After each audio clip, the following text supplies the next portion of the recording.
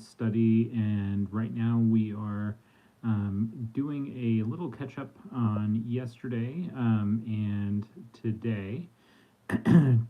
So for yesterday, we had 5 mitzvahs, and these are all related to justice and laws regarding judges. So first of all is positive commandment 279. It says in Deuteronomy 19:21, your eyes shall not have pity. So basically, a judge should not have pity or show leniency on one who murdered or maimed another. So he can't say this poor person unintentionally, amputated his fellow's arm or knocked out his eye, etc., and then show leniency with regard to the restitution of that. And similarly, with regard to showing mercy in a capital case. So, so if somebody murdered or maimed someone, you can't show pity to them because they're poor or etc. All right, negative commandment 277. Favoring an indigent person. So Exodus 23:3 says, you shall not favor a poor man in his case. So just like we talked about in the last time too.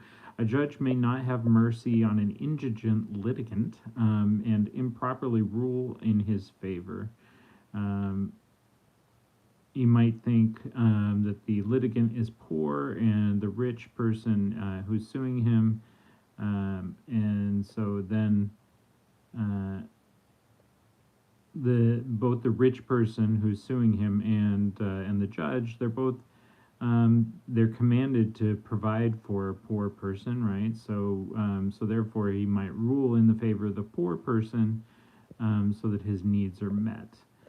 However, that is not permitted by the Torah. A judge may not differentiate between the wealthy or the poor, and if the law calls for it, he must find the poor person guilty and require him to pay what he owes. Negative commandment 275, favoring a litigant. It says in Leviticus 19:15, you shall not honor an important person. So a judge can't show favoritism toward an important person who's a litigant in the course of a trial. Negative commandment 278, condemning an evil litigant. So Exodus 23:6 says, you shall not pervert the judgment of the impoverished in his cause. A judge is enjoined to rule, not to rule against a litigant due to the fact that he is known to be an evil sinner. In the words of the sages, an upright person and an evil person are standing before you in trial. You must not say, because he's evil, I will rule against him. The judges have to be just. And that means giving everyone the opportunity for a fair trial. And finally, for yesterday, negative commandment 273, dispensing proper justice. Leviticus 19:15 says, you shall do no unrighteousness in judgment. So a judge is thereby forbidden from distorting justice, and they may not deviate from Torah law regarding the case's verdict. All right, so that was yesterday. Let's move on to today's. And tonight, we have 4 commandments, 4 new commandments. Negative commandment 280, perverting justice against a convert and an orphan. So Deuteronomy 24:17 says, you shall not pervert the judgment of the stranger or the orphan. A judge is forbidden to unlawfully rule against a convert or an orphan, taking advantage of their powerlessness. How so is a convert to Judaism and like an orphan? A convert's like an orphan because they don't have Jewish parents, and they've basically left and joined another people group, and so in that way they're similar to an orphan. Though it's forbidden to pervert justice, no matter the identity of the defendant, a judge who does so in the case of a convert or an orphan transgresses also that additional prohibition. So they're breaking two commandments. Positive Commandment 177, equal treatment for litigants. Leviticus 19:15 says, "With righteousness judge your neighbor." So the judge, when he presides over a case, he must treat both litigants equally.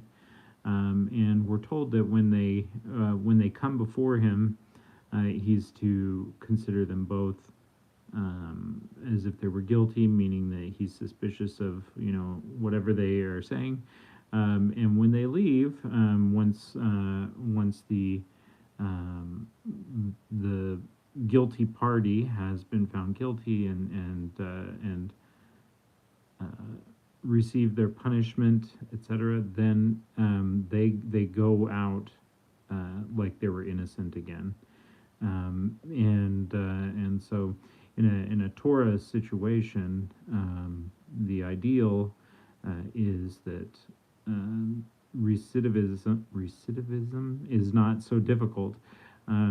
Someone who committed a crime, as long as they've received and they've accepted their punishment, and they've made restitution, whatever they need to do, then they're not looked upon as guilty still.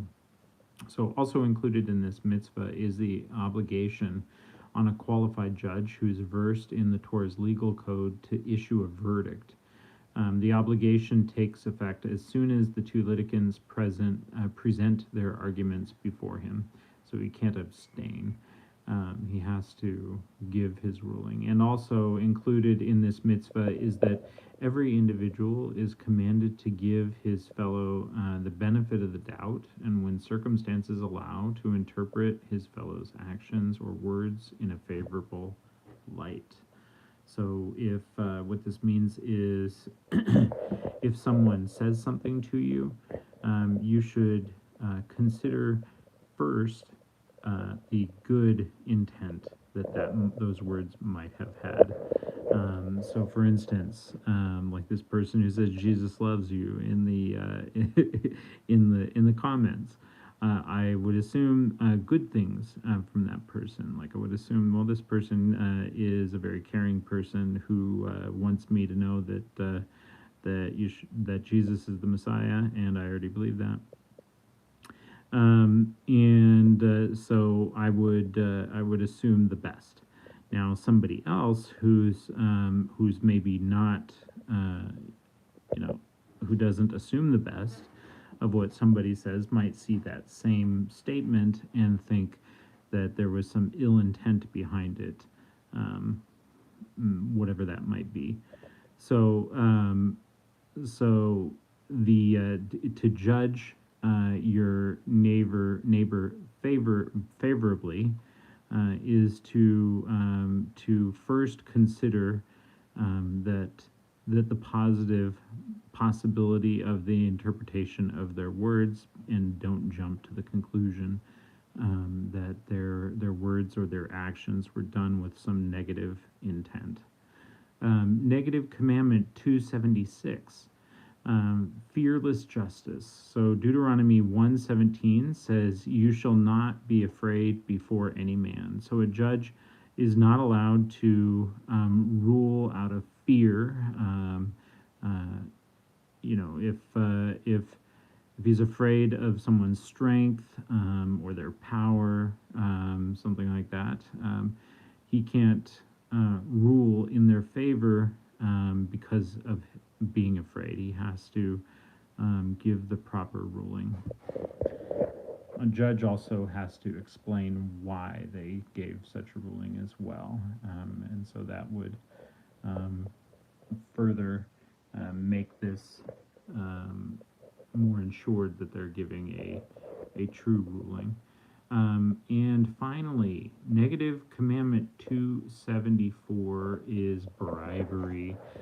Exodus Exodus 23:8 says, "You shall accept no bribe." So a judge can't accept a gift from any of the parties in a case, even if that gift is on condition that he rules justly. The party presenting the gift clearly states that it does